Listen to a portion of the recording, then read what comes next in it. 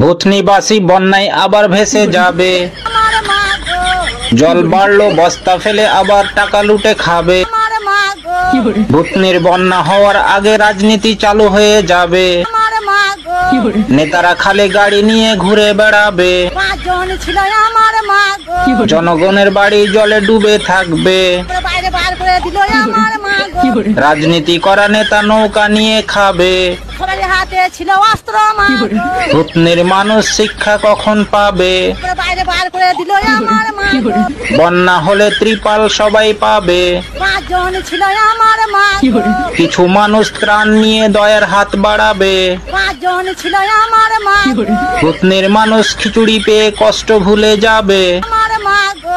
ভোটের সময় দল দল করে আবার বন্যায় ভেসে যাবে।